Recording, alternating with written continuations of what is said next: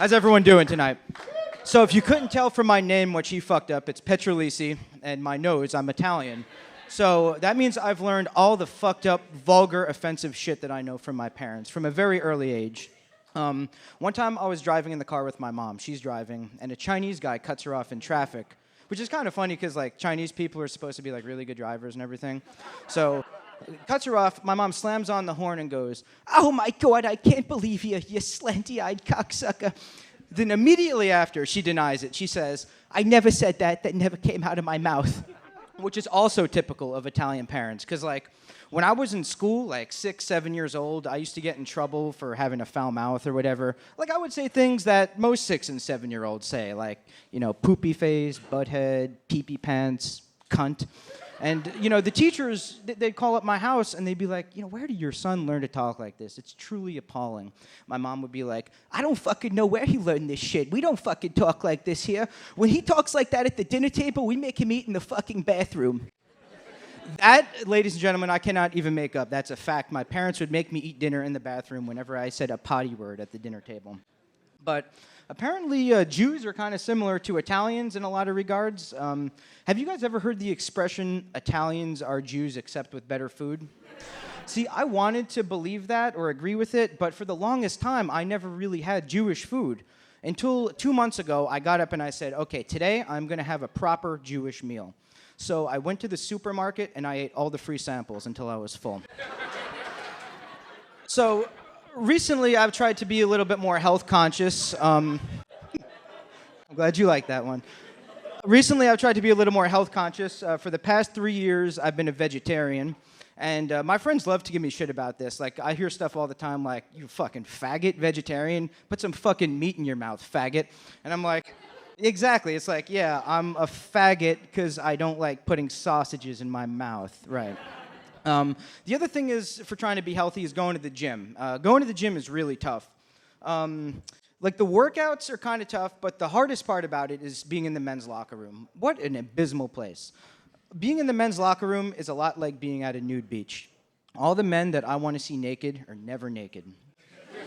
Like, I wish just one time, like, a big, muscular black dude could, like, drop his towel and let his cock hit the floor with a thud, and I could just stand there and revel in all its glory.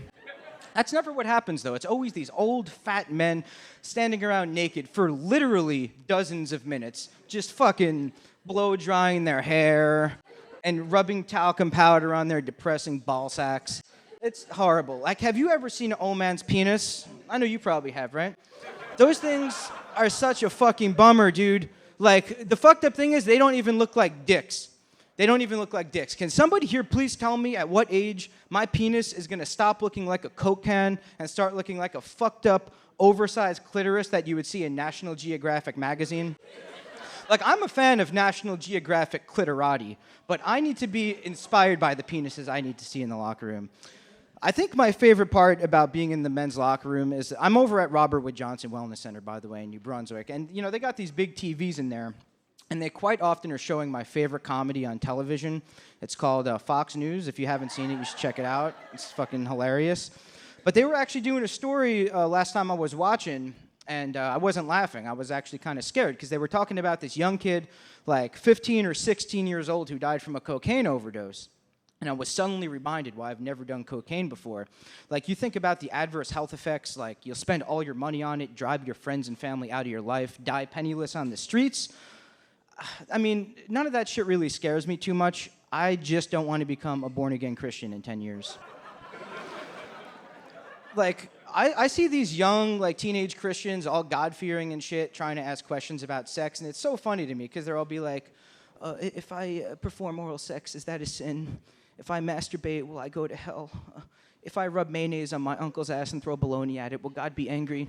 Like, you know, typical Christian questions. Like, when I was that age, Christianity could never answer any of my questions about sex, because I just wanted to know, if I fuck a pregnant woman, does it count as a threesome? Actually, hold on. Now that I think about it, I think Christianity could answer that question, because they'd be like, life starts at conception, yes, that counts as a threesome.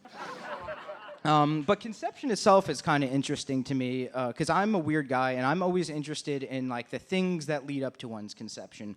Like I have friends with kids and I'll ask them, I'll be like, was there anything special about the night of, a date, a dinner, a movie, a holiday, a birthday, an anniversary, a broken condom, did you get raped, what happened?